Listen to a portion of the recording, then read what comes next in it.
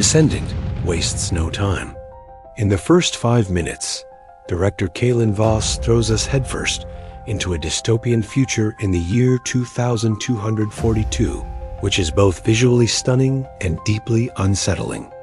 Earth is a planet of neon-drenched vertical megacities, where technology has eradicated disease and prolonged life. But at a terrible cost: genetic stagnation. Humanity has become sterile, a species in its twilight, living under the shadow of an even greater threat, a solar anomaly called the Pulse, which promises to disintegrate the planet's fragile artificial atmosphere. The central premise is chillingly brilliant. The only salvation is Project Aegis, an ancient planetary defense system, dormant for centuries, that can only be reactivated by the DNA of a specific bloodline, thought to be extinct. The cinematography by Dariusz Wolski masterfully captures this duality. Cool colored palettes, metallic blues and grays, dominate the urban landscape, reflecting the sterility of society. However, in flashback scenes or in forbidden places where nature still resists, the screen fills with warm, earthy tones, creating a visual contrast that echoes the film's central conflict: artificial progress versus natural heritage. The production design is meticulous. From the minimalist floating vehicles to the ubiquitous holographic interfaces, creating a world that feels livable and functional, yet fundamentally soulless. The first part of the film is a masterclass in world building and establishing stakes, leaving the viewer immediately immersed and aware that the fate of all humanity rests on a biological mystery lost to time. Amidst this technological grandeur, we meet our protagonist, Alara, brilliantly played by Anya Sharma. She is not a warrior or a revolutionary. She is a low-ranking bioarchivist, an academic whose passion is cataloging the DNA of extinct species. Her journey is the beating heart of the film.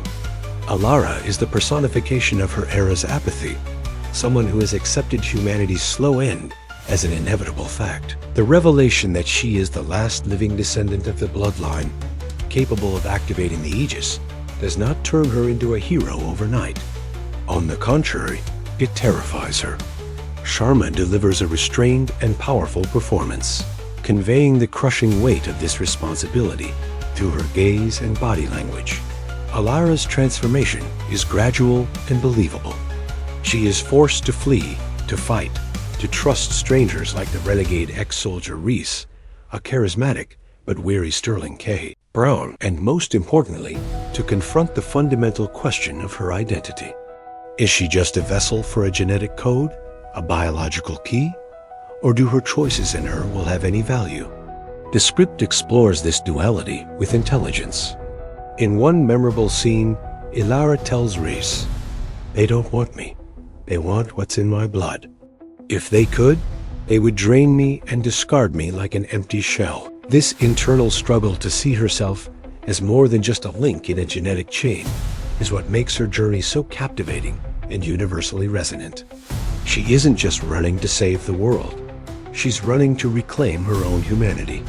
A hero is measured by their villain, and Descendant delivers one of the most complex and intellectually stimulating antagonists in recent years.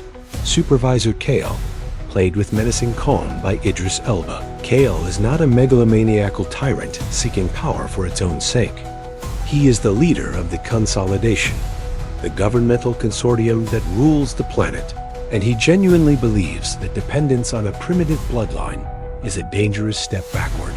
His philosophy is that of forced evolution. Humanity must transcend its biological limitations through technology, becoming masters of their own destiny, not slaves to their genetic past. He sees the Aegis not as salvation, but as a crutch that will prevent humanity from taking the next evolutionary step. The film shines in the verbal showdowns between Kale and Alara. They are not just arguments about right and wrong, but philosophical debates about the future of our species. You cling to the echo of a past that brought us to the brink of the abyss, Kale argues. I offer a future that we write ourselves. This approach elevates the film beyond a simple chase thriller. The conflict is not just physical, it's ideological. The Consolidation, is not portrayed as a cliché evil empire. Its cities are clean, safe, and efficient. Kale represents a seductive vision of order and progress at any cost. This forces the viewer to question, what if he's right? This moral ambiguity is what makes the narrative so rich and the antagonist so unforgettable. He doesn't want to destroy the world. He wants to save it in his own image, and that is a far more terrifying motivation. Kalen Voss proves to be a master of action and suspense direction. Descendant is a feast for the senses, but it never sacrifices narrative for the sake of showmanship. The action sequences are visceral and clear. A high-speed chase through the city's neon canyons is filmed with stunning clarity, making the viewer feel every turn and impact. The fight choreography is brutal and realistic. Elara doesn't become a super soldier. She survives by the skin of her teeth, using her intelligence and desperation, which raises the tension to almost unbearable levels. The sound design is a key element in building the atmosphere.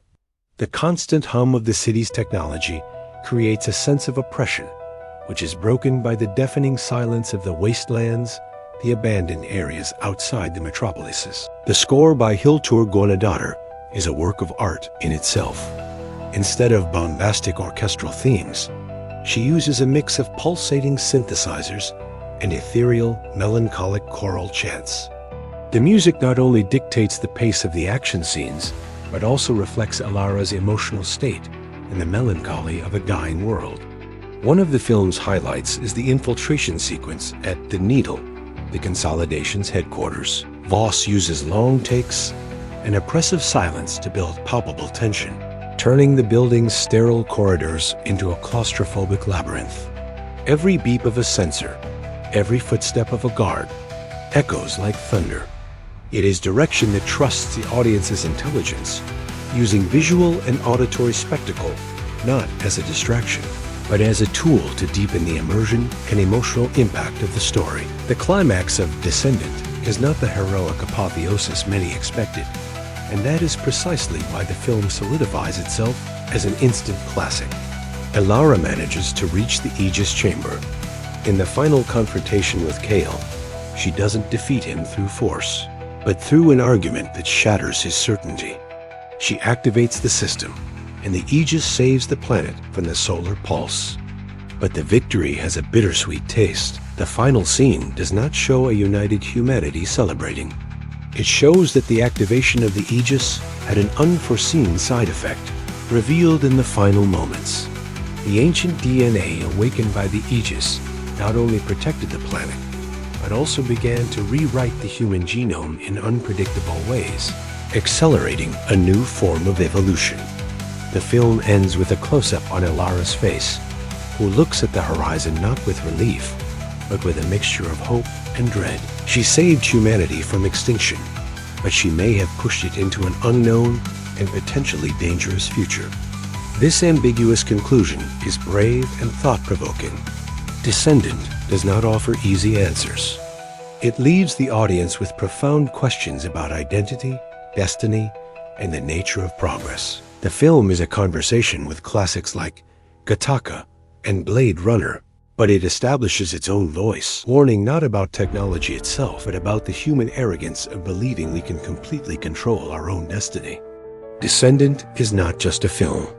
It's an experience, a warning, and an essential work of science fiction that will be discussed and dissected for years to come. And that was our deep dive analysis of Descendant 2025, a film that will surely echo in our minds for a long time.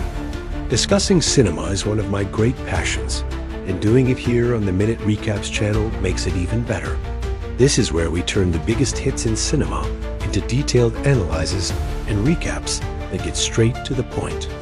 If you enjoyed this immersion and want more content like this, your help is essential. Subscribe to the channel now and activate the notification bell so you don't miss any future analysis. But now the conversation is with you. What did you think of Descendant? Do you agree with my analysis? Did that ending leave you in shock, or was it what you expected? Leave your opinion here in the comments. I read them all. And most importantly, what is the next film you want to see dissected here on Minute Recaps? Your suggestion could be our next video.